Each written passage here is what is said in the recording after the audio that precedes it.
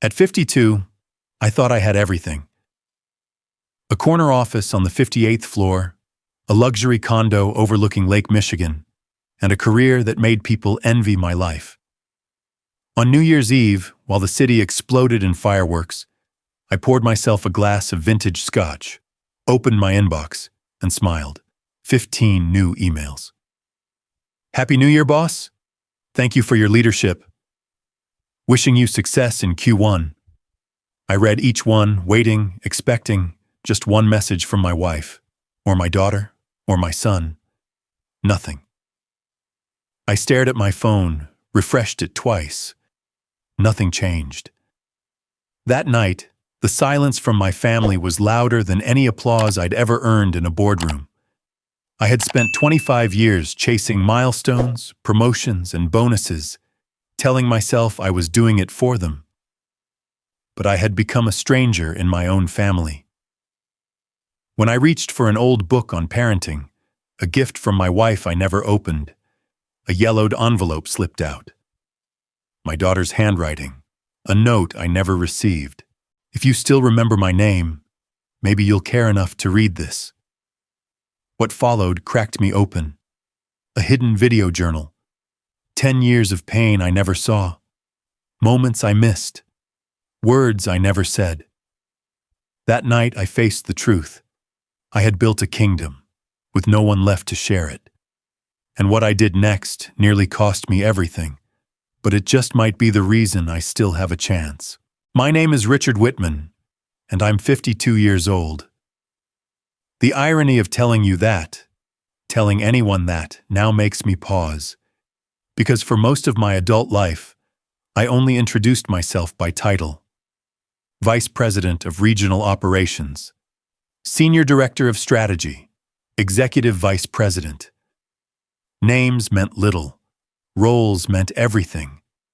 But long before all that, I was just a kid from Terre Haute, Indiana, with a second-hand backpack and a mother who worked 3 cleaning jobs so I could eat. I grew up in the kind of home where silence meant the rent was late again, where dinner came from the church pantry and birthdays were marked by a candle in a store-brand cupcake. My father left when I was 9, said he was chasing opportunity in Cincinnati. He sent 2 postcards, then nothing. I learned early that the world didn't reward sentiment. It rewarded survival. So when I got a scholarship to Purdue, I treated it like a golden ticket. I worked graveyard shifts in the campus library, took every extra credit I could grab, and skipped every party I couldn't turn into a networking opportunity. I was determined to outrun poverty, even if it killed me. Then, in my sophomore year, I met Claire. She was standing at the front of the lecture hall, arguing with a professor about the ethics of supply chain globalization. She was bold, brilliant, beautiful, and completely uninterested in my resume. I chased her for 3 months, and when she finally agreed to a coffee date, I told her, "I'm going to build a life where you'll never have to worry about anything." She smiled, not out of naivety, but out of hope. That smile anchored me. We got married the summer after graduation. No big wedding, just a courthouse, a borrowed suit, and a dream. Claire had just found out she was pregnant. I remember holding her hands and saying, "I don't care what it takes. You will never know struggle, neither will our child." She nodded, and I made that vow in front of a judge. But really, I made it to myself. My first job out of school was at a logistics firm in Chicago. Entry-level analyst. The pay barely covered rent, but it was a start. I stayed late, volunteered for grunt work, and impressed the right people.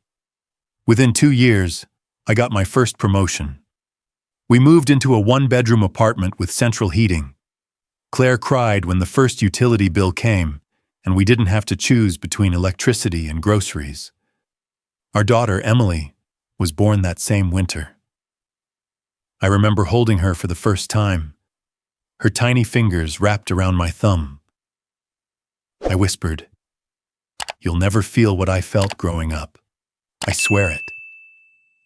By then, I was already working 12-hour days.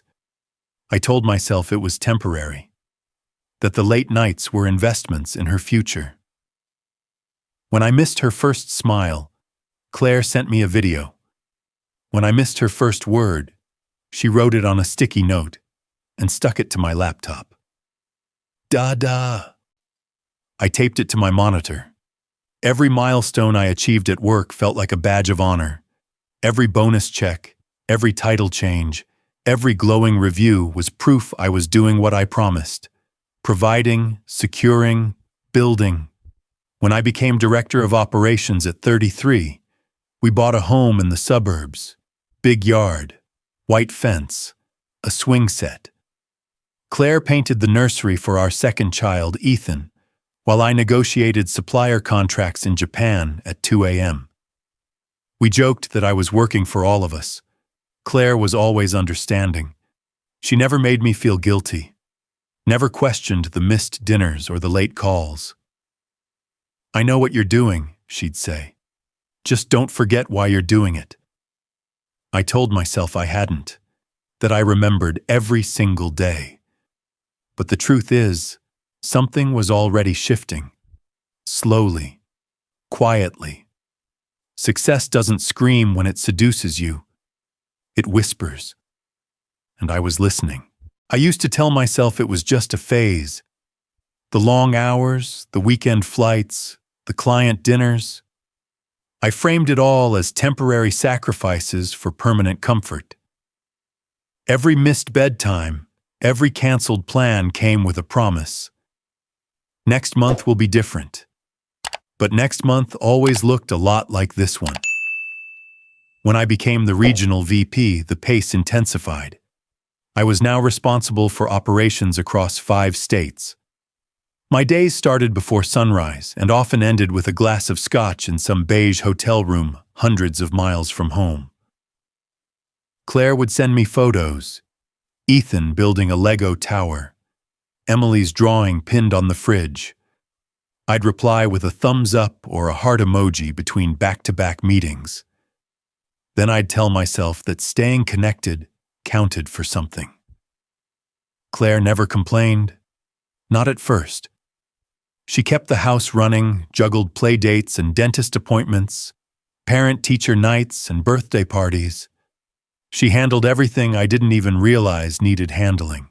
When I came home, she smiled, kissed me softly, and asked, "How was your trip?" But over time, the softness faded. Her smile became polite. Her eyes stopped searching mine for answers. I remember one Thursday evening. I got home late, again. The kids were already asleep.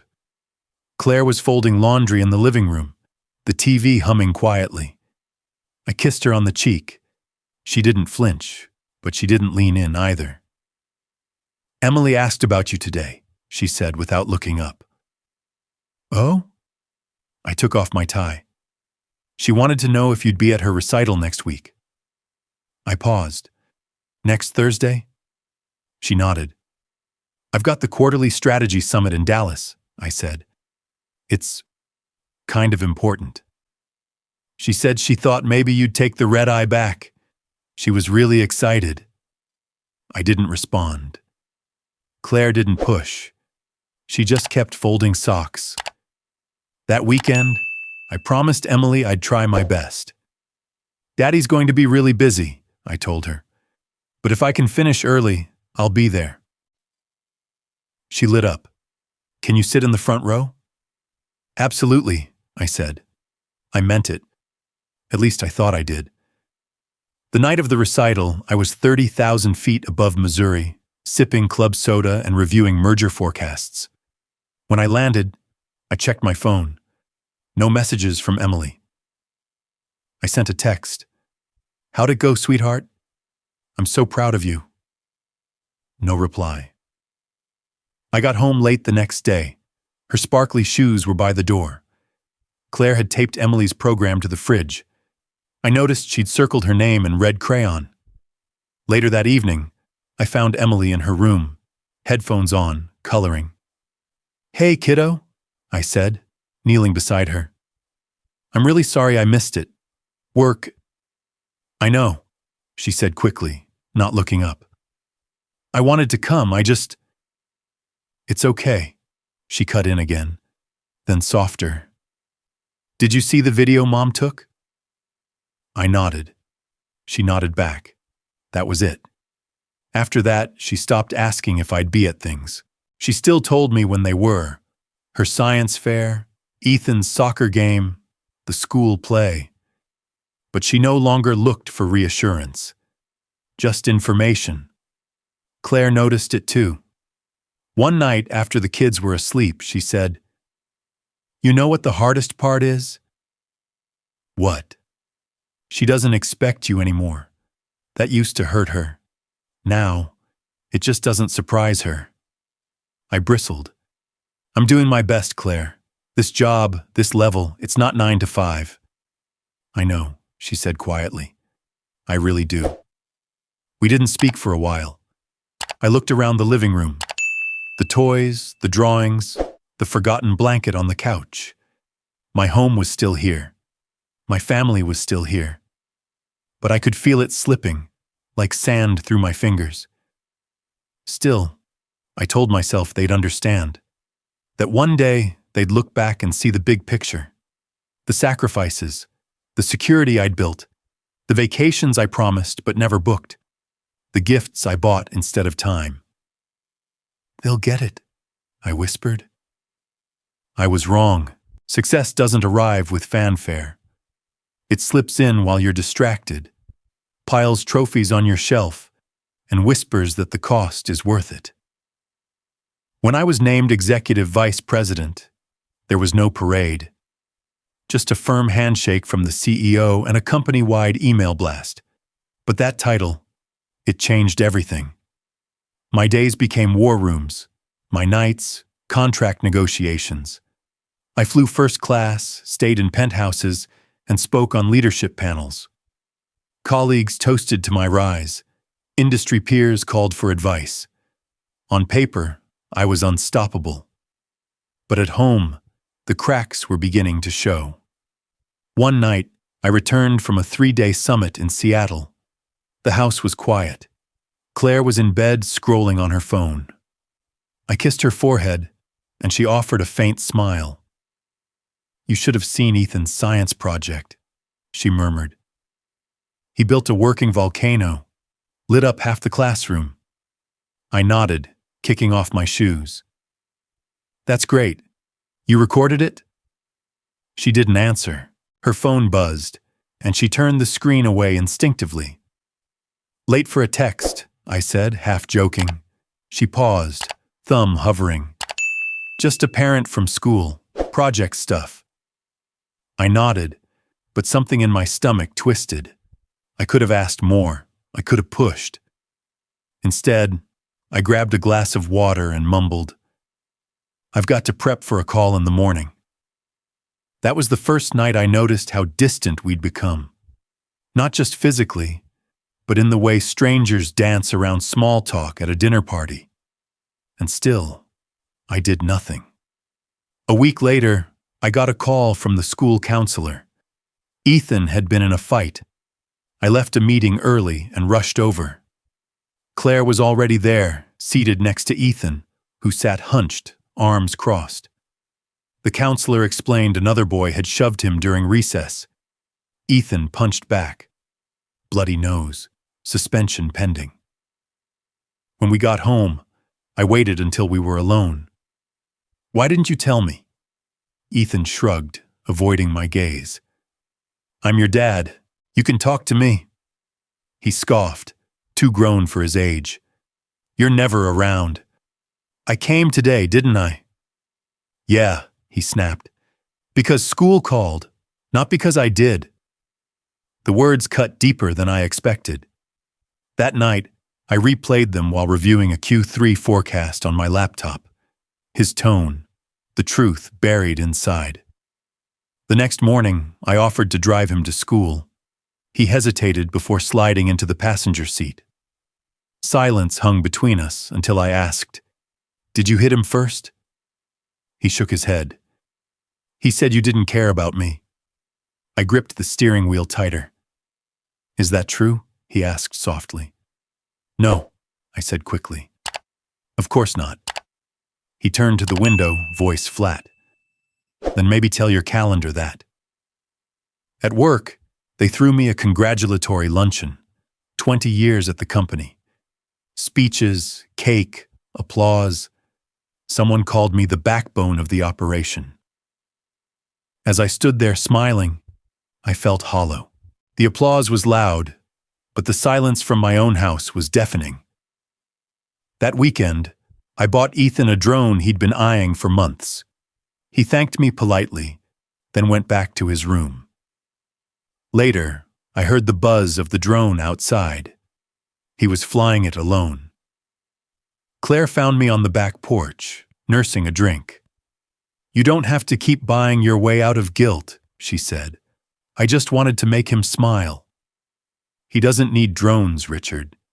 He needs you. I wanted to argue, to defend myself, but all I could say was, I'm trying. She looked at me then, not angry, not even sad, just tired. I know you think you're doing this for us, she said, but somewhere along the way, it became about you. She went inside, leaving me alone with my scotch and my titles. I watched Ethan's drone hover in the twilight, blinking red against the sky. And for the first time, I wondered if I had built a life too tall to see the people at the bottom. The shift didn't come with slamming doors or raised voices. It arrived quietly, like a slow leak in a tire, unnoticed until everything sat lower than it should. At first, it was little things. Claire stopped texting me grocery lists. She bought a new car, sleek, red, something she never would have picked before. And I found out about it from a neighbor who complimented it in passing. I came home late that Friday night, briefcase in hand, tie loosened. The car sat in the driveway, glinting beneath the street lamp. I stepped inside, curious. New car? I asked as I set down my keys. She didn't look up from chopping vegetables. Yeah. When did you get it? Monday. You didn't want to wait? Talk about it? She shrugged. I needed it. The old one kept stalling. There was no malice in her voice, just a cool practicality. We used to make those kinds of decisions together. Now she made them without blinking. The same thing happened with the family calendar. For years, we'd sync schedules, recitals, work trips, parent-teacher meetings. Now, the calendar hung in the hallway, filled with neat handwriting that wasn't mine. I didn't even know Ethan had joined a robotics club until I saw a photo of him holding a trophy on Claire's Facebook. I liked it. He didn't respond. At dinner, conversations happened around me. Claire would ask Emily about her English project, Ethan about soccer practice. They'd laugh, banter, even argue. I'd interject now and then, an offer to help, a dad joke. But the rhythm never included me. One night, I reached for the remote to put on a documentary I thought Ethan would enjoy. Before I could press play, he stood up. I've got homework. You can watch and study, I suggested. He shook his head. It's fine. He didn't meet my eyes. Claire said nothing. A week later, I found Emily in the garage, sitting cross-legged beside her camera tripod, surrounded by notebooks and a string of fairy lights. Filming something? I asked. She jumped. Just a school thing. What kind of project? Media studies, she said quickly, hands moving to shield her laptop screen. I nodded. Need help? Nope.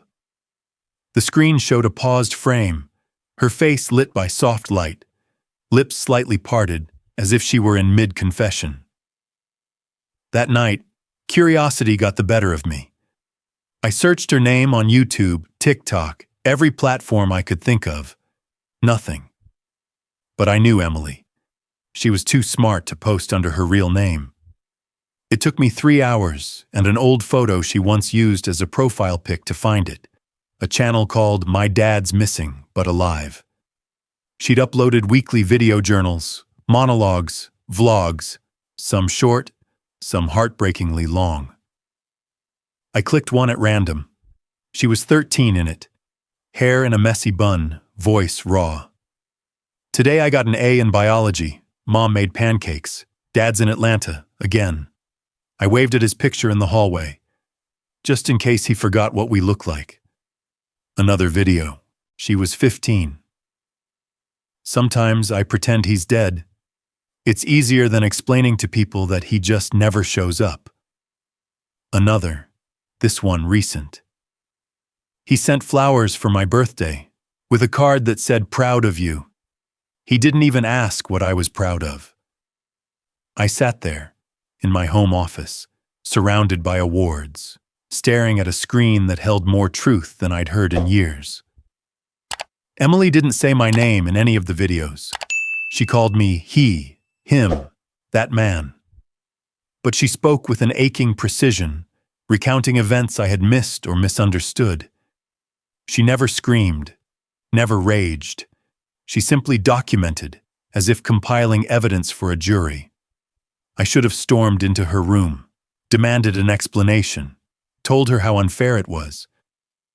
Instead, I closed the laptop and turned off the lights. The next morning, Emily greeted me with a polite smile.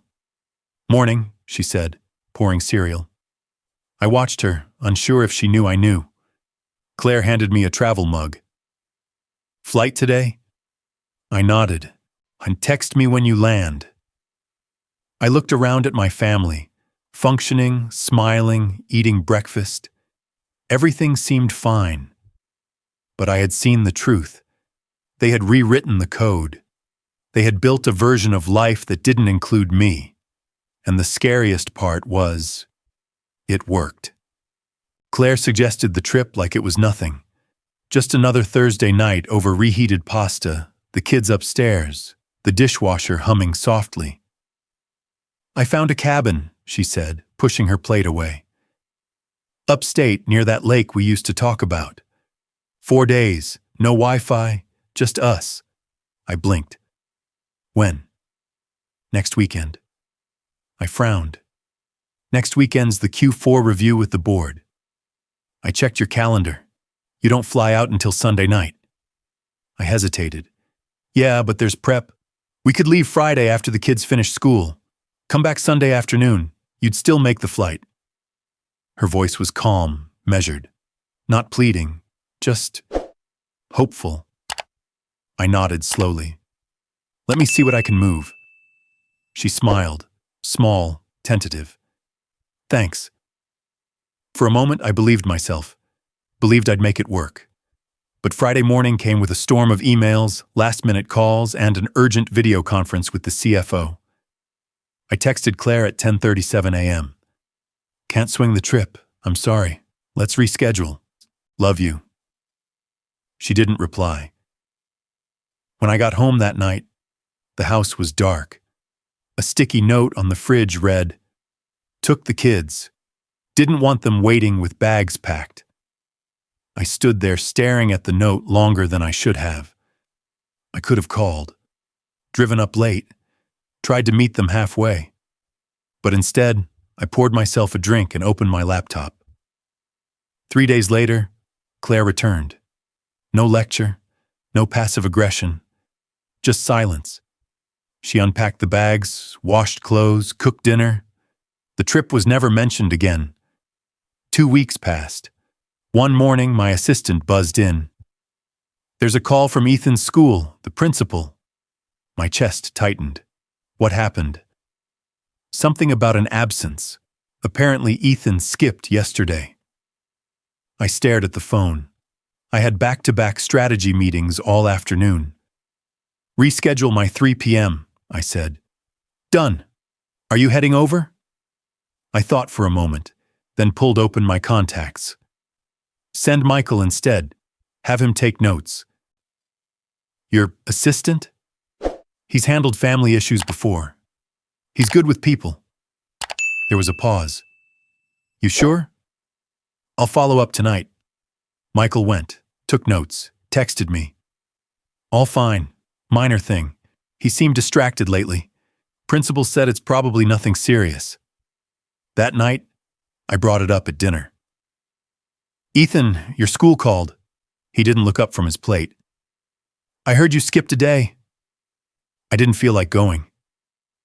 Claire raised an eyebrow but stayed quiet. You okay? I asked. He shrugged. Why didn't you talk to me? Because you would have sent Michael anyway. My fork froze halfway to my mouth. Claire put her hand on his arm. Go get started on your homework, sweetie. Ethan left without a word. I sat there, stunned. He's just being dramatic. Claire stared at me for a long time, then said quietly, Is he? That night, I couldn't sleep. I kept picturing Ethan alone, wandering the city, skipping school because something in him felt heavy, and I hadn't even noticed. The next day, I canceled a lunch meeting and came home early. Claire was folding laundry. Where's Ethan? Room. I hesitated. Claire. I didn't know he felt that way. She didn't stop folding. I'm trying. She didn't speak. I'm not the villain here, I added, softer. She looked at me finally. No, Richard. You're not the villain. You're just, absent. Her words didn't sting like a slap. They ached like a deep bruise. I stepped closer. Tell me what you need. She paused, then set the shirt down. Do you remember last March, when you went to Dubai for that conference? I nodded. I wrote a divorce petition while you were gone. The air left the room. I printed it, signed it, even had it notarized. I swallowed hard. You never told me. I was going to, but then you came back and made pancakes on Saturday morning. You watched a movie with Ethan. You made Emily laugh. For 3 days you were here. Present. She picked up the shirt again, folding slowly. I thought maybe it was a turning point. But it wasn't. She didn't answer. I sat down, hands shaking. Why didn't you file it? Because I didn't want to give up on the man I married. The man who held my hands in a courthouse and promised I'd never struggle. She turned to me, eyes glistening. Not with anger, but exhaustion. I didn't want to leave you, Richard. I just didn't want to be invisible. That night, I lay awake beside her, staring at the ceiling. In the morning, I was back on a plane. I found out Emily had changed schools from a neighbor. It was a Saturday morning, and I was trimming the hedge for the first time in months. Mrs. Landon from across the street waved at me as she walked her dog. Emily seems to love Westbrook Academy, she said cheerfully. Smart choice. Smaller classes, more arts programs. She's always had a creative spark. I blinked, forcing a polite smile. Yes, absolutely. When she turned the corner, I dropped the shears and walked inside. Claire was unloading groceries. When did Emily transfer schools? She didn't look up. 3 weeks ago. 3 weeks? You didn't think I should know? She placed a bag of apples in the fridge. You were in Boston, then Dallas, then Phoenix. That's not an answer. Claire closed the fridge slowly. I'm tired of asking for space in your world, so we made a choice in ours. That was the word she used. We. Not just her. Emily, too. And I hadn't even been consulted. I went upstairs, knocked on Emily's door. She was editing a video on her laptop, headphones in. She paused the footage but didn't take them off. You changed schools? She nodded. Yeah. You didn't think to tell me? She shrugged. Didn't think you'd care. I care, I said too quickly. She looked at me, expression blank. It didn't seem like it mattered. I opened my mouth, then closed it. She put her headphones back on. That night, I stayed up going through emails, looking for some notification, some clue. But there was nothing. No permission forms, no parent updates. They had completely restructured her education, and my role had been removed entirely. 2 days later, I came home early and heard shouting from the kitchen. Ethan's voice, raw and high-pitched. "You always defend him. Why? He's never here." Claire's reply was calm but firm. "He's still your father, Ethan." "He's not. He's a visitor." I stepped closer to the hallway just in time to hear him scream, "I wish he'd just stop coming back. It's easier when he's gone." I froze. Claire saw me standing there. Ethan did too. His face flushed, eyes glassy. Neither of them said anything. I nodded slightly, then turned and walked out. I sat in my car for 30 minutes, staring at the steering wheel. The house behind me, the one I paid for, insured, upgraded, was no longer home. It was a building where I visited, unwelcome, uninvited. Later that night, I came in quietly. Claire was in the laundry room. I stood in the doorway, unsure of what I was even going to say. "He didn't mean it," she said softly, folding towels. "I think he did." She paused, then resumed folding. "He's angry, confused." "He's right, though." She didn't argue.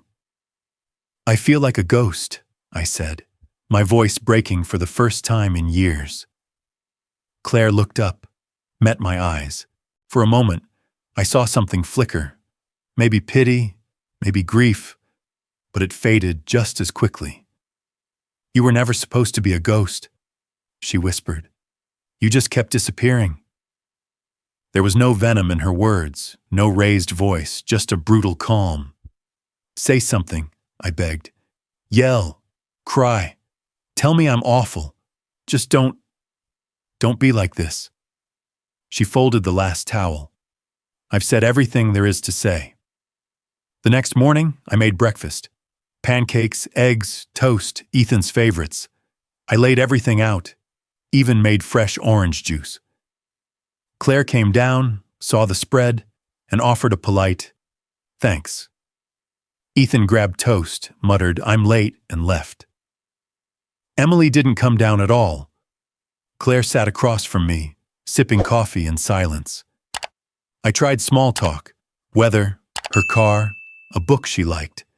She nodded, responded minimally. Her eyes never lifted. It was worse than anger.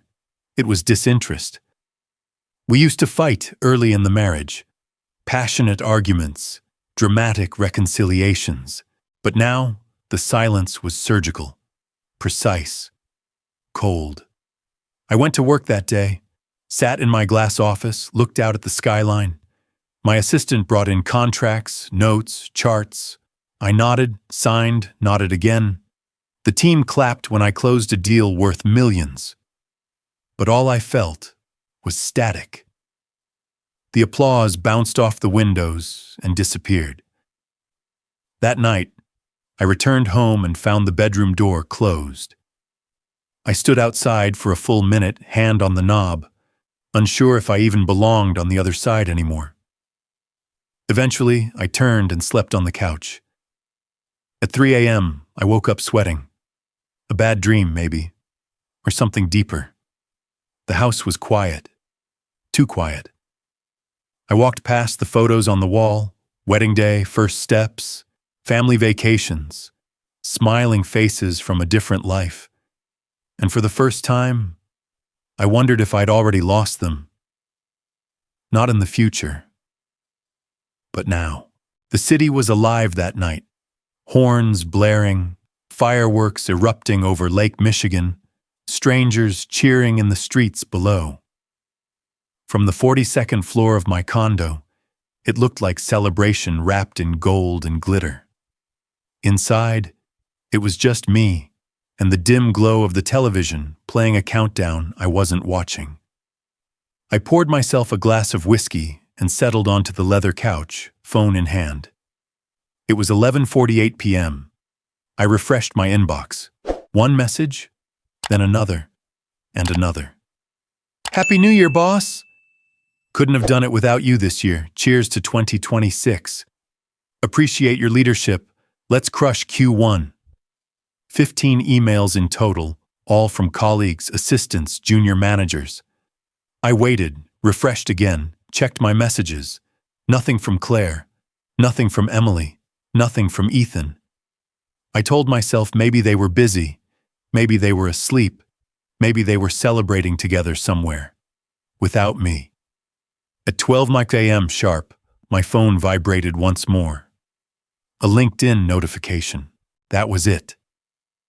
I sat back, the silence in my condo so loud it echoed. My eyes burned, not from the whiskey, but from something deeper. This was the moment I realized. Not when Claire stopped arguing, not when Emily stopped looking up, not when Ethan stopped asking. This. 15 people who depended on me for paychecks remembered me. The 3 people I lived for did not. I stood, pacing. Opened the kitchen drawer, then the cabinet, then the bookshelf. Looking for what, exactly? Proof? Redemption? A rewind button? That's when I saw it. Tucked between the pages of an old parenting book Claire had given me years ago, still unread. A yellow envelope, brittle at the edges. My name in Emily's handwriting, a postmark from over a year ago. Hands shaking, I slid it open. A folded sheet of notebook paper, lined, torn at the top, ink slightly smudged. If you still remember my name, maybe you'll care enough to read this. I sat down. Hi, Dad. I don't know if you'll find this, or read it, or if it'll matter. But I needed to say things I can't say to your face. I used to think you were a superhero. You wore a tie like a cape. You paid for everything, fixed everything. But you were never here. And then I realized, maybe you weren't supposed to be. I still keep a picture of us from when I was 5.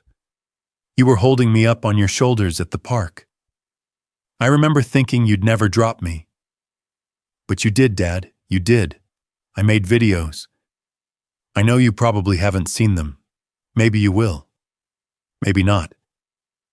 But if you do remember my name, and you want to know how I feel, watch this. The USB is taped to the back.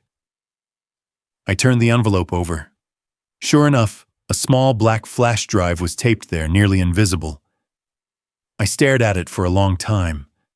The TV behind me counted down a replay of the New York celebration. Balloons, confetti, drunk laughter. I plugged the USB into my laptop. A single folder. In case he ever cares. I opened it. Videos, dozens, labeled by year, by age. I clicked one. Emily, age 11, sitting on her bed, hugging a stuffed bear. He missed my play tonight, again. I was going to save him a seat, but Mom told me not to. She said it would just hurt more. Click. Emily, 13, eyes red, voice low. Everyone else had their dads at the science fair. Mine sent a check for supplies. He called after. I didn't answer. Click. Emily, 15, holding up her birthday cake, candles already blown out. He sent flowers this year. They were nice. But I didn't want flowers. I wanted him to know I like vanilla cake, not chocolate. Click. Emily, 17. Her eyes locked with the camera. If you remember my name, and if you're still reading, still watching, tell me one thing, Dad. What's my middle name? I slammed the laptop shut, my breath hitching. I couldn't answer. The room around me, the glass, the marble, the curated perfection, felt like a museum of my own arrogance. I had built a kingdom, yes, but I had no heir to pass it to. Just ghosts. And silence. I opened the laptop again. I couldn't not. The folder stared back at me, silent and damning. I clicked the next video. Emily again, this time older, 17, maybe 18. Hair pulled back, wearing one of Claire's old sweaters. Her voice was steadier now, calmer. That somehow made it worse. I used to think I was being selfish, she said, for wanting my dad to show up. But then I realized I wasn't asking for anything extravagant. Just time, just attention. She paused. Do you remember when I broke my arm? I was 9. You were in Frankfurt. Mom told me you cried on the phone when she told you, but I never heard from you. No call, no voicemail, nothing. My stomach twisted. She shifted in the frame. I know you probably told yourself it was too late, that it would be weird to call after so long. You probably convinced yourself you'd make it up some other way. That's your pattern, isn't it? Click. Another video. This time, it wasn't just Emily. Claire sat beside her, older than the woman in my memory. Her hair was tied back, face bare, exhaustion behind her eyes. I didn't want to do this, she said to the camera, but Emily asked me to say something. Emily leaned into frame. Just talk, like you would if he were here. Claire gave a sad smile. He wouldn't be here. I felt the words like ice against my skin. Claire looked directly into the lens. Richard, she began, I used to believe you'd come back, that one day you'd wake up and see how much you'd missed, how much we were still willing to give. But the years went by, and we adapted. Not because we wanted to, but because we had to. She looked down, hands folded in her lap. I don't hate you. I know you love us in your way, but love without presence is like a check that never clears. She turned to Emily. Is that okay? Emily nodded, holding back tears. Claire leaned in, whispering into the camera. Come home before there's no one left waiting. I paused the video. My chest hurt. Not in the dramatic, heart attack kind of way, but like something sacred had been carved out of me and discarded. I resumed playback. Now Ethan was in frame. Younger, maybe 10 or 11, he looked uncomfortable, fidgeting with his sleeves. He's kind of like the picture on the wall, he said. He's there, but he doesn't talk, doesn't move. Emily, off camera, asked, What do you mean? Ethan shrugged. I mean, people talk about their dads like they're real, like they do stuff. My friends say, my dad and I went fishing, or my dad helped me with math. But mine? He's always somewhere else. He lives in emails and phone calls. Another pause. I think I'd like to know what his laugh sounds like. I couldn't breathe. The video ended. I sat there in the dark, staring at the screen, hands numb. Everything I had believed about who I was, what I had provided, what I thought mattered, was gone. It was never about the house, or the tuition, or the private schools, or the birthday gifts. It was about pancakes on a Saturday. It was about phone calls during a storm. It was about being seen, being known, and I had failed. Utterly. I closed the laptop slowly and set it aside. I walked to the living room window, staring out over the still-lit city. Fireworks still echoed in the distance, but inside me, something had gone completely quiet. For 20 years, I told myself I was building a legacy, but legacies don't ignore broken bones. They don't miss science fairs. They don't forget birthdays. Legacies show up, and I hadn't. That night, I didn't sleep.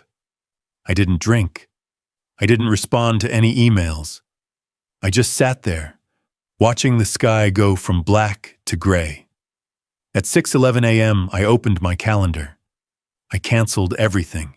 At 6:17 a.m., I dialed Claire. It rang twice, then went to voicemail. I didn't leave a message. I didn't know what to say that wouldn't sound like a script I'd used before. I tried again at 7:04. Voicemail. At 7:23 I texted, "I saw the videos, please, can we talk?" No reply. I stared at the phone, hands trembling, then opened my laptop and typed out an email to Emily. Subject, "I'm sorry, body. I watched them, all of them.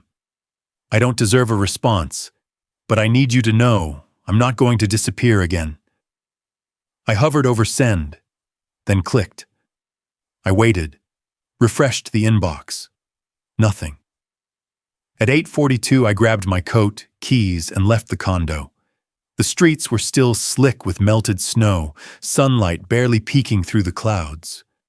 I drove like a man possessed. No music, no thought, just a dull roar in my head that wouldn't stop screaming. Too late. You waited too long. When I pulled into the driveway, I half expected someone else's car to be there. A stranger's, someone who had stepped in to fill my absence. But it was just the house. My house. Except it hadn't been mine for a long time. I walked up to the front door and knocked. No answer. I knocked again, louder. Footsteps. The door creaked open. Claire stood there, still in pajamas, robe cinched tight. Her eyes landed on me, then narrowed, expression unreadable. "Hi," I said, breath visible in the cold. She didn't move. I saw the videos. Nothing. I needed to come, to say it to your face. I'm sorry, Claire. She tilted her head slightly, brow raised. "I don't think we've met," she said, voice calm. "Can I help you with something?" The words struck like a slap. "What?" "I'm sorry," she repeated. "You must be looking for someone else." I blinked, stunned. "Claire, what are you doing?" She folded her arms. "Just playing along. Isn't that what we've all been doing for years? Pretending this is a marriage? Pretending you're a father?" "Please don't do this," I whispered. She sighed. "You had years to show up, Richard. And you picked this morning, after watching a few videos, to finally knock on the door. I'm not here for sympathy. I'm here because I know I failed. I'm not asking for a second chance. I'm asking for one conversation."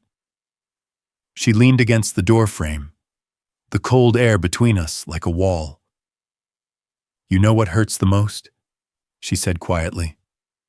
"That I knew you'd come. After those videos, after that note. I knew, but not because I believed you'd changed. Because I knew guilt would finally catch up."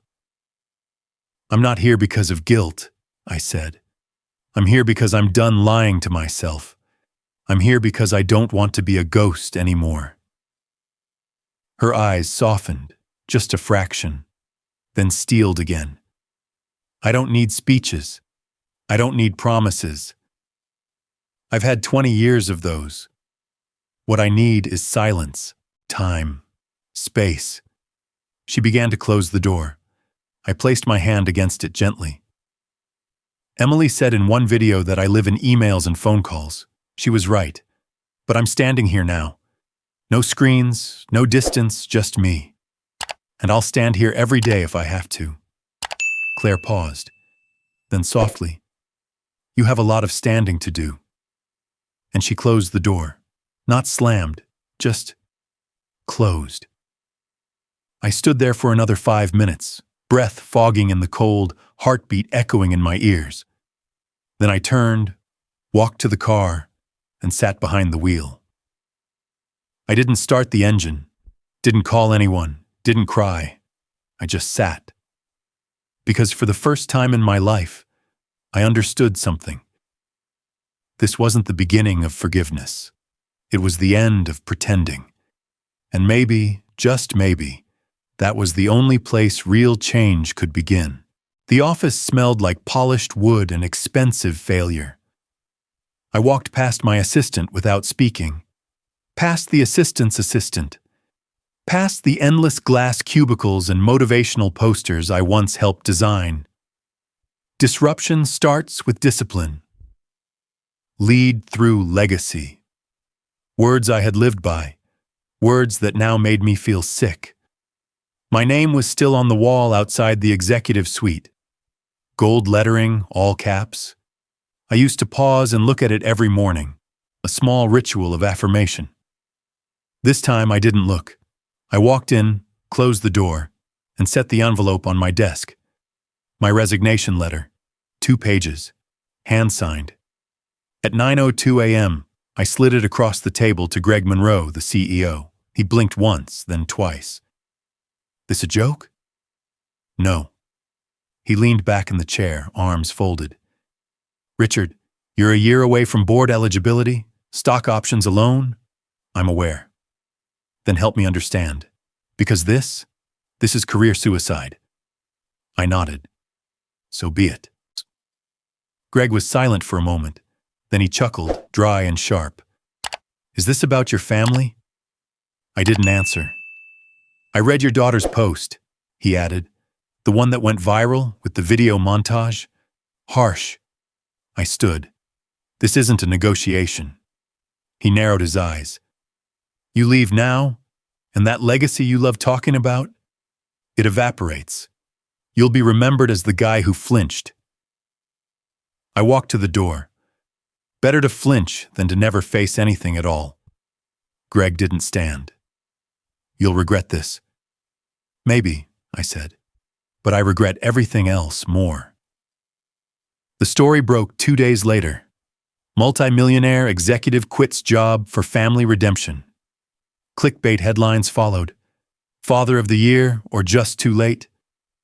Can a broken family be bought back with time?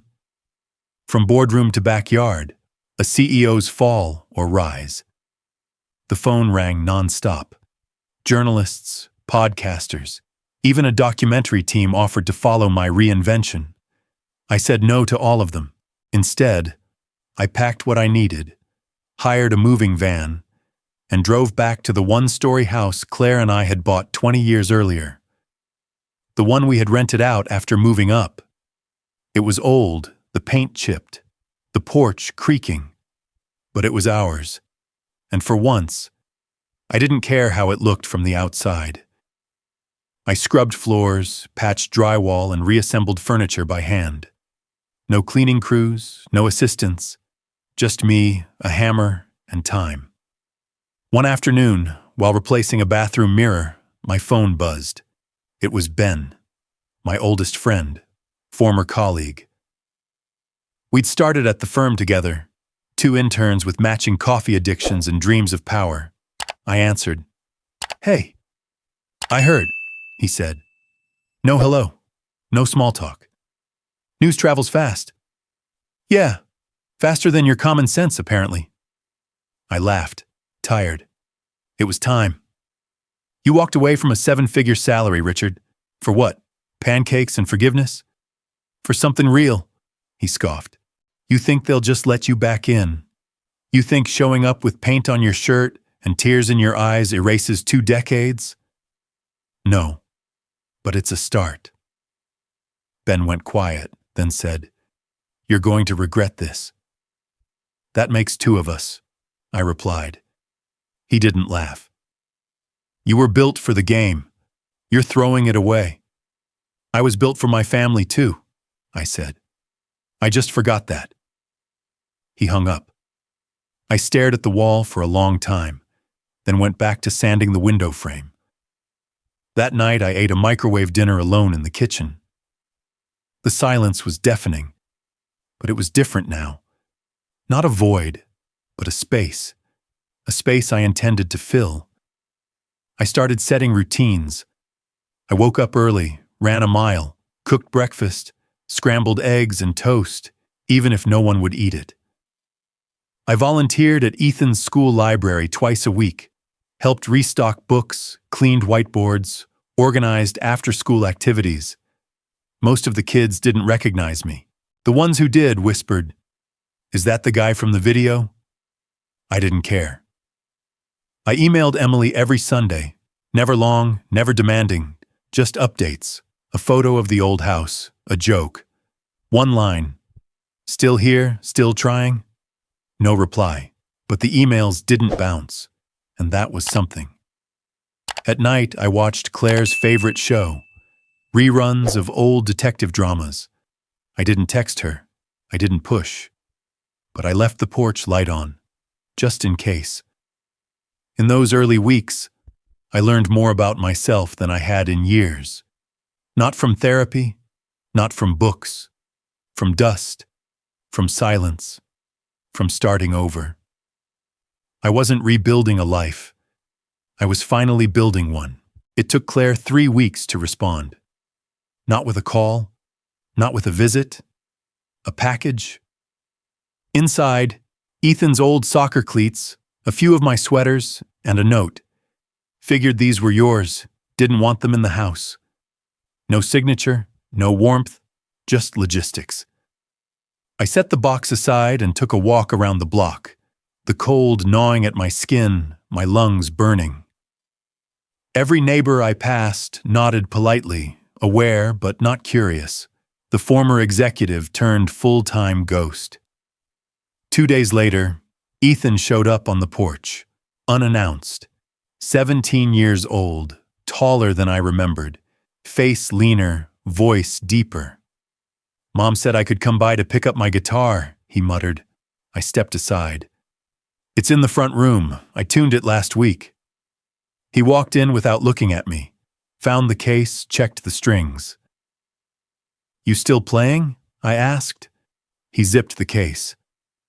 Don't need small talk.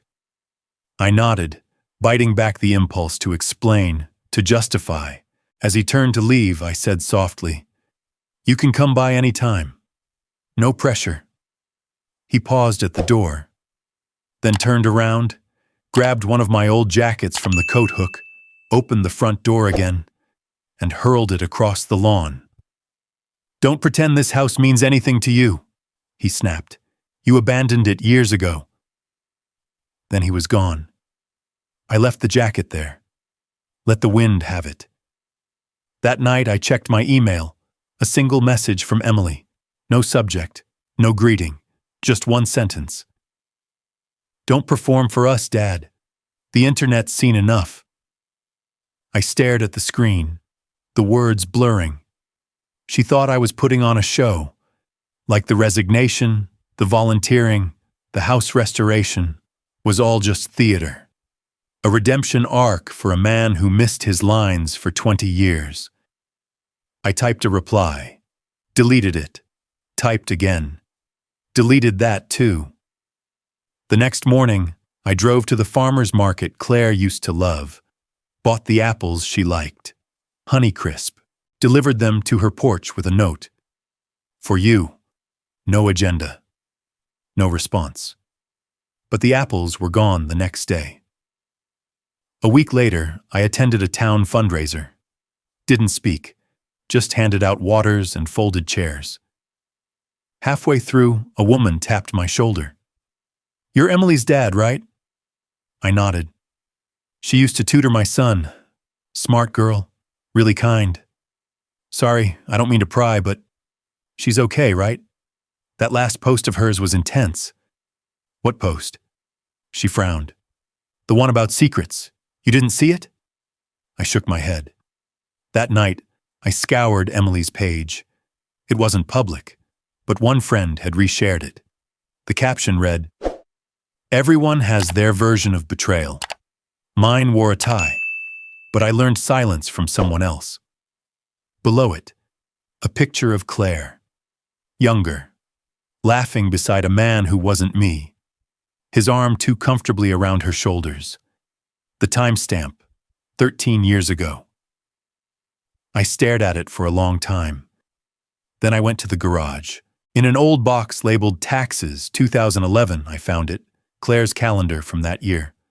Appointments, events, notes. One stood out. Dinner, S. Langford, 7 p.m. The name hit like a hammer. Scott Langford. Her former co-worker, divorced, funny, charming. Back then I'd asked once, She'd said it was just dinner. I believed her. Mostly.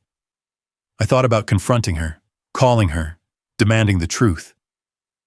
Instead, I called Emily. Voicemail. I left a message.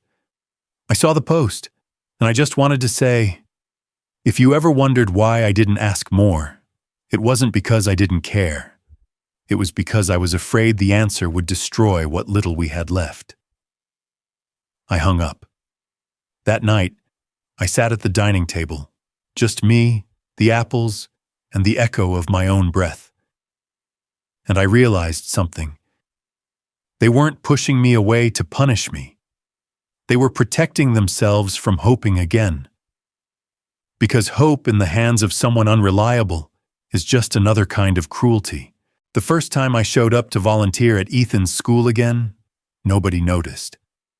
I stacked folding chairs in the gym, swept confetti from a pep rally, and helped a janitor fix a jammed vending machine.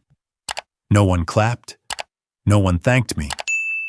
But I kept showing up. Twice a week turned into 3. I became the guy who refilled the coffee pot in the teacher's lounge. The man who handed out programs at school plays.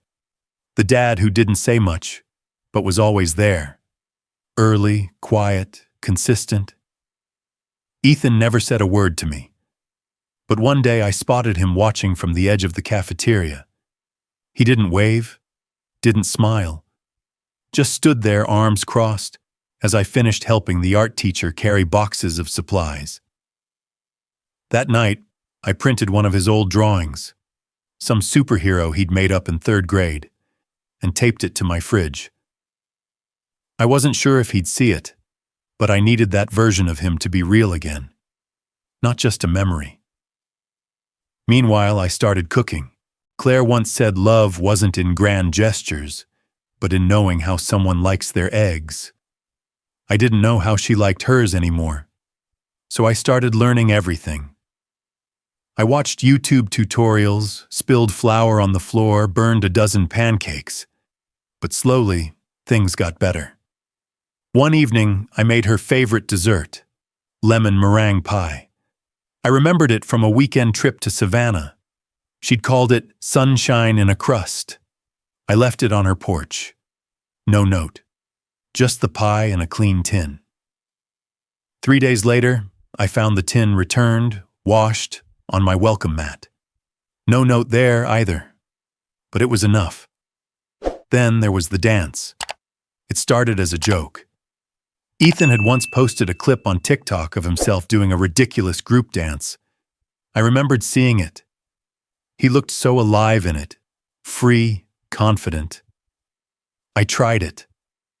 Alone in my living room, I mimicked every awkward move, pausing and rewinding the tutorial until I could get it half right. I set my phone up and recorded a few takes, deleted all of them, tried again. I wasn't going to post it. I just wanted to understand what made him laugh, what made him move, what made him feel something. One night, after finishing a take, I heard a creak. Ethan stood in the hallway, earbuds out, watching me. I froze, mid-dab. He raised an eyebrow. That's not how it goes. I dropped my arms. I figured. He crossed the room slowly. You practicing for something? Trying to speak your language. He stared at me, then sat down on the couch. Start it over. I'll show you the real steps. We didn't say anything else that night. Just danced. Badly. The next morning, I found a text from an unknown number. You're still stiff in the shoulders, but better than last night. No name. But I didn't need one. It was the beginning. The day Emily messaged me, I almost dropped my phone. It had been 3 years. Her name appeared on the screen like a ghost learning to speak again. If you still want to see me perform, I'm in a play next Friday, senior showcase, 1 night only. I stared at the message until the screen dimmed. I typed, wouldn't miss it for the world. Deleted it. Typed again. Thank you for inviting me. I'd be honored to come. Scent. That night, I bought flowers. Not roses. Emily always hated those. Lilies. Her favorite.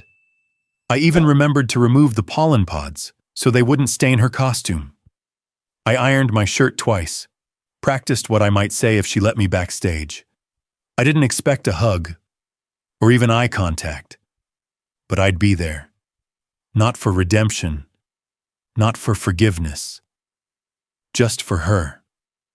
Because showing up isn't about fixing the past. It's about proving, moment by moment, that this time, you mean it.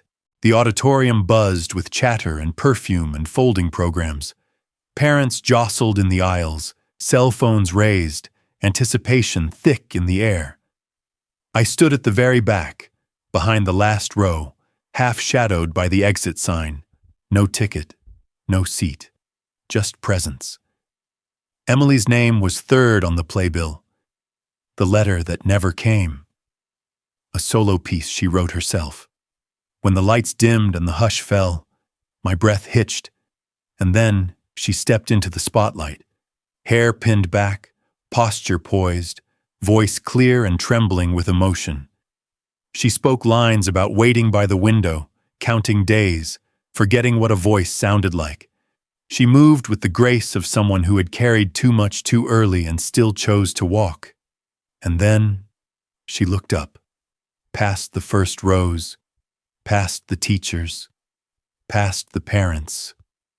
Her eyes landed on me, and she smiled. It wasn't wide. It wasn't theatrical. It was quiet. Real, a soft lift at the corner of her lips that cracked something open in my chest. She finished her monologue. The lights fell. Applause thundered, but I didn't clap. I couldn't. My hands were shaking. After the final bow, I stayed at the back. Let the room empty around me. I didn't want to intrude. I just wanted her to know I was there. Then I felt a touch. A hand, familiar, trembling, slid into mine. Claire. She didn't say a word, just stood beside me, fingers curled into my palm. For the first time in years, her touch didn't feel obligatory. It felt like home. We walked to the lobby together. Emily was surrounded by classmates and teachers, bouquets in hand. She caught sight of us, of Claire's hand still in mine, and nodded once. Acceptance. Not a grand reunion, not fireworks, just space made. And then, Dad? Ethan. He came down the stairs 2 at a time, out of breath. You came. I nodded. Wouldn't miss it. He glanced at the bag slung over his shoulder. So, I found that old model car kit, the one we never finished. My throat tightened. You want to build it? He shrugged. Yeah, if you're not too busy. I'm not. Cool, he said, almost under his breath. I already started sorting the pieces. I smiled. Then I'll catch up. That night, back at my old now new house, I found Claire sitting at the kitchen table. In front of her, a manila folder. She slid it toward me. I stared at it for a long time. The divorce papers, my name, her name, the same signature lines as before. Except one thing was different. Beneath her name, in fresh ink, one line. Beau, vie en janvier. I looked up. Claire's eyes were wet but steady. Don't make me regret it, she whispered. I won't. I reached across the table and held her hand again. Not because we were healed, but because, for the first time in forever, we were both still here. The lights dimmed in the auditorium. A different one this time. Sleek, modern, filled with young professionals and aging executives in tailored suits. A red TEDx circle glowed at the center of the stage, waiting. Backstage, I paced slowly, hands clasped behind my back. I wasn't nervous, not in the traditional sense, but there was weight to this moment, a gravity I'd earned. The host stepped up, voice polished. Our next speaker is someone who once managed billions and now manages something far more fragile: presence. Please welcome Richard Ellis. Applause rose. I stepped into the light. I didn't wear a suit, just a simple blazer, jeans, and a silver watch Claire had given me on our 10th anniversary. I looked out at the crowd, faces eager, some skeptical, some haunted. I recognized that look. I'd worn it for years. "My name is Richard," I began, "and I used to think legacy was built in boardrooms." I let the silence stretch before continuing. I was wrong. I told them about the mornings I missed, the birthdays I forgot, the dinners I canceled. I told them about the emails, the videos, the front doors that wouldn't open when I knocked too late. I told them about the dance with Ethan, the pie Claire didn't throw away, the message from Emily. I saw heads nodding, a few eyes shining. I ended with this: you can lose money, you can lose fame, even rebuild a career. But if you lose your family, you've already lost everything that mattered. The applause wasn't thunderous. It was slow, steady, real.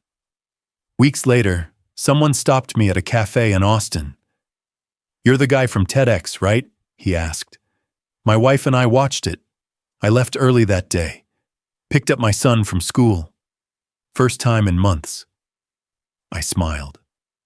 That's the real return on investment. Meanwhile, Emily's book came out that spring. My dad came home. A collection of essays, letters, monologues, and photos. She didn't paint me as a hero. She didn't spare the details, but she ended it with grace. In the last chapter, she wrote, "He didn't come back perfect. He came back willing. And sometimes that's all we need." It hit the bestseller list in a week. We attended her book launch together, Claire, Ethan, and I, in the front row. When she finished reading, she looked at me. "I kept that picture," she said to the crowd, "the one of me on his shoulders. I keep it now not because I believed he'd never drop me, but because he picked me back up." That night she gave me a signed copy. Inside, one line: "Still here. Still trying." Ethan, now 18, had already submitted his college applications. Psychology major. "I want to help kids like me," he said one night while we assembled that old model car. "The ones whose dads are missing in plain sight." I nodded. "You'll be good at that." "You think so?" "I know so. You saw through me before I could see through myself." We finished the model, glued the last piece. He smiled. "Still crooked." "Perfect," I said. Claire and I didn't remarry. We didn't need to. We held hands at community events, co-hosted family dinners, rebuilt trust slowly, like sanding down an old piece of furniture until the wood showed through again. Some nights, we sat in silence on the porch, not because we had nothing to say, but because the silence wasn't empty anymore. It was full of effort, full of earned peace. And every so often, when I opened my inbox, I saw new messages. From fathers, from daughters, from people trying to return home. I replied to each one, because now, finally, I had something worth sharing.